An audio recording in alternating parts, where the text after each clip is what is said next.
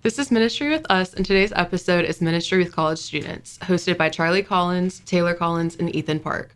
We are joined by Reverend Kendra Grimes and Lainey Sanchez. Tell us a little bit about yourself and your roles on campus. Hi, I'm Lainey, and I am currently serving as the InterVarsity staff here on campus. And I'm Kendra Grimes. I'm the college chaplain and director of church relations. I'm a United Methodist clergy person here in the Virginia Conference. All right. Well, just briefly, if you guys want to tell us a bit about your experience with campus ministry, maybe if there's a memory that brought you into it, or also just an overview of kind of what you do. Sure. My role as a college chaplain is definitely different from Lainey's role as the campus minister for InterVarsity. And I think that gives us, it's good for the interview because we can both bring a different perspective and experience. My role as college chaplain is not just to sort of fill the seat as United Methodist clergy person, but to be chaplain to the entire campus. So whatever a person's religious affiliation, I'm their chaplain. So I'm here for spiritual support, helping people to find resources. We're in the middle of Ramadan, so it's part of my job to make sure students have what they need for fasting and to be able to participate fully in their religious tradition and campus life. So it's a bit about what I do. So I'm the staff of a Christian fellowship here on campus. So my role is religious specific. Most of my role is to support college students in leading in the different ministry roles that they have here. So we have students that lead as small group leaders and that help in other aspects of our ministry. But most of my role is just to help cultivate and develop those students as leaders and give them the opportunity to live into the gifts that the Lord has given them in ministering to their peers on campus. So what drew you into campus ministry? What was the thing that made you want to come back to college and see students just thrive in their faith? You go first. For me, campus ministry was a huge part of my faith journey and just of my life. I really genuinely became a Christian for the first time in college through InterVarsity here at Macon, and it changed the trajectory of my whole life. I would not be here if that community had not been present and had not welcomed me and loved me and showed me who God was and how he desired a relationship with me. And I just love college students. It's such a fun era of life. You're really just figuring out who you are and what you want to be about for the first time. And is a really fun time to also be interacting with your faith because whether you come from a faith background or not in college, you are going to be interacting with your faith in a different way because you're not at home, you're not in your normal rhythms, you're not in your normal church or spaces. So it's just really fun to get to kind of go on that journey with college students for the first time. Neat. So for me, I guess when I was in college, I was involved in campus ministries, but I also did an internship at a Methodist children's home, what we would now call a residential treatment center. So it was a place not necessarily for kids who were orphans, but many were in the foster care system and they had been in multiple placements. And it was such a powerful experience. As I was discerning my call into ministry, I thought, I want to be a children's home chaplain. That's what I feel called to. Then as I moved into seminary, I ended up being serving in a church for a short term, preaching, leading worship, doing pastoral care. And then I loved that. Thought, oh no, what do I do? And then I was still feeling that call to children's home chaplaincy. And as I was preparing to move to Virginia, United Methodist Family Services was looking for a chaplain. And so I ended up, I tell the story when I went through ordination that I got laughed at, where they said, you want us to ordain you to be a children's home chaplain? There's like one job in the state. And I'm like, yes. And it worked out. So I did that for a number of years when I first came to Virginia. And then as I went through life changes, had kids to take care of, being on call 24/7 wasn't the right fit. So I kind of stepped back, began working in churches again. And I was working on staff at the church on campus when the chaplaincy job here opened up. And for me, it's kind of neat how this position meets both of these types of callings. Like I still get to be in the pulpit, I still have a pastoral role, but working with, again, it was kids in crisis. Not every college student is in crisis, but there's still something developmentally about young adults making big decisions. There's a lot of uncertainty as you're kind of coming out on your own. So this has felt like a perfect fit in my heart where I'm kind of getting to use all my passions together. So I've enjoyed it. Yeah. And you guys kind of both in your own stories gave a bit about what you hope kids currently get out of it. But if you had it more specifically, like if you're fostering community, what do you hope students who are part of your community are getting out of it or having that experience? Yeah. I think community is one of the first things that I hope students are getting out of this. I know I made some of my lifelong friendships in InterVarsity in college, and that is one of my hopes for anybody that's involved in our ministry, whether they're a believer or not, that they would be building relationships that last long past the college campus. I also, just want to impart and help develop lifelong skills in students, from leadership to community building to how to study scripture well and how to care for the world around them and pursue flourishing for all people. When they're leaving here, and ultimately, as a Christian minister, my top hope for students is that they would leave knowing that Jesus loves them. Really, even in your intro, you kind of answered my question earlier, that sense of adult faith, seeing college students come from whatever the faith they grew up in, and even if they've made their own proclamation of faith and had even leadership roles, there's something about moving out on your own. Routines change, habits change, the values of people around you might be different. So seeing young adults, being a part of their journey of making their faith their own, making it an adult faith, making it a faith where they're choosing to practice, not where it's just expected of them. And adult faith in the sense of also kind of getting out of just the bubble that we grew up in. And so seeing how your faith interacts with other faiths and parts of the world. Making it an adult faith in terms of being able to tackle hard questions, or is it just what I believe or what action it calls me to? And so that type of development, especially in young adults, is really beautiful to be a part of. How do you go about creating a welcoming environment for all students while still maintaining your own faith? And that's probably a fit, especially for the chaplaincy. I think rooted in respect, where we can all speak our truth, but we can also hear other people's truth.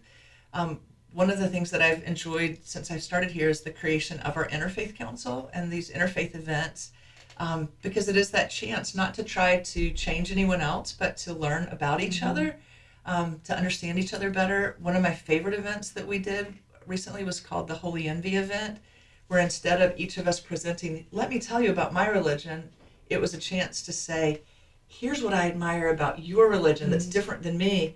And then that person would turn to the person next to them. Here's what I admire about your religion. And it was incredibly healthy to, and again, none of us were converting to each other's religions, but we're able to say, there's things about what you do that's really neat. There's things about your tradition. I've enjoyed that as, I think it creates a welcoming space. So then whether we bump into someone in the cafeteria or in the classroom, there can be mutual respect and interest, and I love that.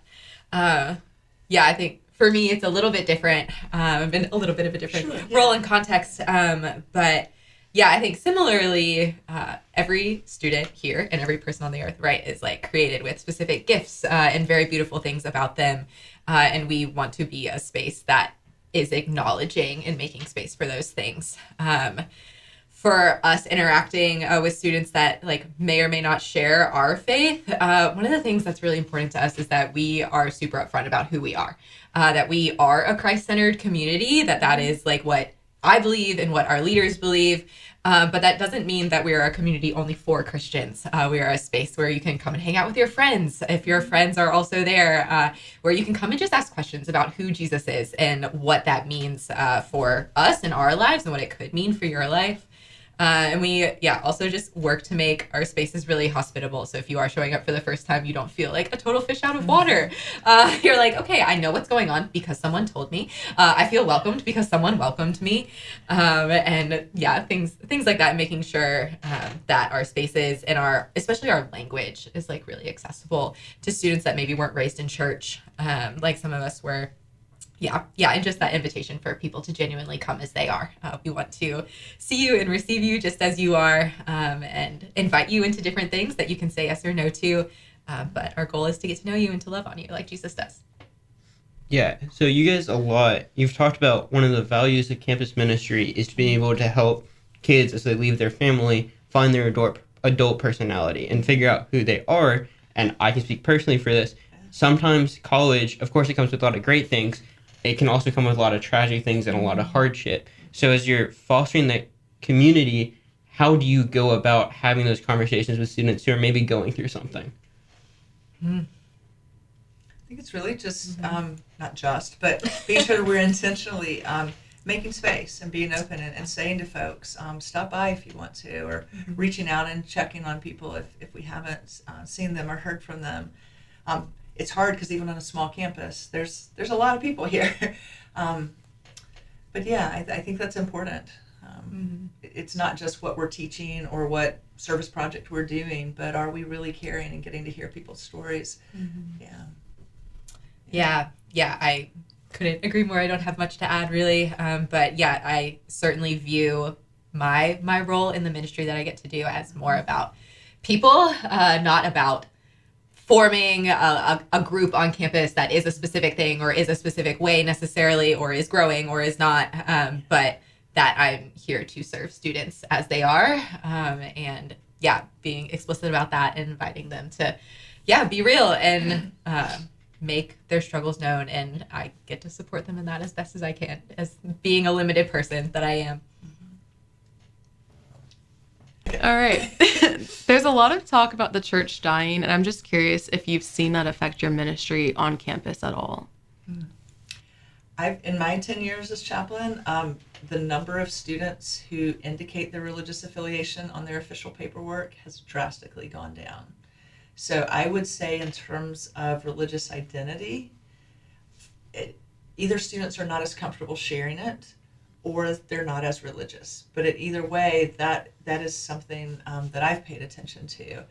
And I think even in the majority of our groups, and we have, up years and down years, but I do think that student participation now compared to 20 years ago or so is more of a challenge. I really do. That being said, and there's frustrations with that, struggles with that, sadness for that, I do at times feel like those who are coming for the right reasons. They're coming out of depth and genuine relationship, not just out of habit. So I try to not be discouraged by the numbers and try to, focus on what we're actually doing and what conversations we're having. But I do sense a difference in the numbers over time. Yeah, I would agree. I think especially through COVID, COVID greatly impacted college ministries across the board, from my understanding, and what different chapters look like with different organizations.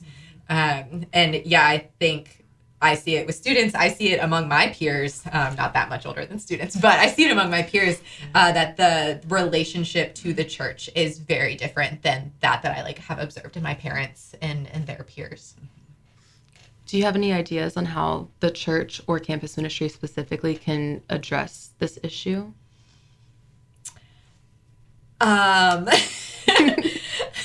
Ask the Lord is my primary answer. I think there are so many different things that could be going into that and are going into that. Speaking from my own experience and my conversations with my own peers, I know that there is just a growing disillusionment with the church, especially among young people. And I think a lot of that is just because churches are imperfect organizations because they're built by imperfect people. But I think there are a lot of ways in which I see, especially the American church, no longer reflecting the heart of Jesus at its core. And if you are not offering all of who Jesus is to somebody, then probably what you have to offer is not going to feel very appealing to people. So I think that just remaining centered on Jesus and who he is and the Bible would probably go a long way in addressing that in our current time. Yeah, and I think staying focused on mission. I know some of the folks that I know who sort of stopped going to church during COVID, that was sort of the cliff, weren't necessarily people of deep faith. Some of them, again, were coming out of habit, were coming for social reasons. So again, trying to really focus. So why should you come to church? Just because it's Sunday? that doesn't mean anything to a lot of people. So again, kind of going deeper, focus, what is really our mission? How do we love our neighbors? What are we doing to make our world a better place? To live the gospel and to embody, what we know of Christ. And that act of faith, I hope, will be what draws and attracts people, not the attraction model of being like the coolest this or the coolest that, but the genuine, I think, the love of God is transformational. So I have a lot of hope. Yeah, with that in mind, and talking about sort of what you hope campus ministry should become, do you think there are any common misconceptions about campus ministry that you see often that you would want to address here? Yeah, I think a lot of my peers think that campus ministry is like one big pizza party. Interesting. One big constant, like, oh, that's so fun, you're on campus. And like, and it is fun, but yeah, like, no, it's a lot of pastoral care. It's a lot of hard questions. It's a lot of students struggling with difficult personal situations. And to your point, it's how do we engage? We plan an event. What if nobody shows up? There's, I think the misconceptions are sort of like, oh, it's just so fun. It's so cool. Particularly my generation and older. I think it's a lot more work than that. Yeah, that's so fascinating. Yeah, I think more on the student side, I think students assume that campus ministries are only for people that subscribe to that particular religion. And I think that can be true in some spaces, but I know for me, like my heart is bigger than that. And my hopes are bigger than that students would know that campus ministry, at least ours on campus, is for them. They can come and they can be and they can belong even if they don't believe. I like that. Do you have a favorite experience that you can share of campus ministries, whether it's from when you were in campus ministry yourself or as a leader in campus ministry? Yeah, I had a fun story come to mind when I was looking at these questions and prepping. In my first year as a campus minister, I remember waking up one Sunday morning, I'm about to go get ready for church, and I see that I have a missed call from one of my students. And so I call her back, and I'm like, hey, bestie, what's going on? And she needed a ride to Better Med, right? She had like hurt her ankle the night before and was like, something is not right. And I was like, cool. So we get in the car, we go to Better Med. Turns out her ankle is like egregiously broken. They immediately sent us to the ER. We spend the rest of the day in the ER. She's getting care. They're scheduling surgery. It's a whole thing. But I think that moments like that in my like campus ministry career really stand out to me, because campus ministry, like, it is more than a pizza party. It's even more than just being on campus every day with students. It is developing these relationships and being there in some of those hardest times with students. And it was just such a gift that she called me and that I got to be there. And I love that part of my job, the like weird one-off things that happen every now and then. Yeah. Totally agree. And in fact, as I was thinking, like, what story can I tell over 10 years? Honestly, the thing that I thought of was a student fellowship meeting Monday night this week. Not because it was headline making, not because it, but a couple of things, like the students are literally just working through scripture. There's no guide, there's no curriculum. It's just everybody sharing and having students share things they notice in scripture that I've never noticed. And I'm like, whoa, like, I'm not here just to teach. I'm here to learn and like to hear different perspectives. And we were reading how, like, in the same verse in Matthew, that Jesus says to Peter, get behind me, Satan. And then says, I'm going to build the church on you, the rock. And it's like, whoa. So imperfect people can still be loved by Jesus and part of Jesus' ministry and plan. And again, went down this whole long conversation, and I'm like, whoa. And in addition to just the great energy behind the discussion, in the little group chat that they have, 2 members who couldn't be there literally reached out and said, please send me the prayer list of what gets added so I can be in prayer this week for people, even though I can't be at the meeting. And it's that moment of like, oh, like, people are connected. They're not just here for pizza. We don't have any pizza. We did have cupcakes. But again, that they're forming genuine community and growing and practicing their faith and learning from each other. And so it's not a fancy story, but that's that's what came to mind. So. Yeah. Do you have any last questions? Not that I can think of. Anything else you guys want to share before we end our podcast? Questions for each other? Yeah. No? But All right. thank you for the topic, because I do Yeah. think campus ministry is a unique setting and, and an important time in the lives of students. And so being able to share this with others, whether they're supporting their alma mater or particular campus ministry or denomination or nonprofit, just knowing that folks are praying, folks might be volunteering, folks might be supporting financially, we'd love to encourage that. So. All right. Well, thank you both so much for joining us on Ministry with Us. Thanks. Thanks.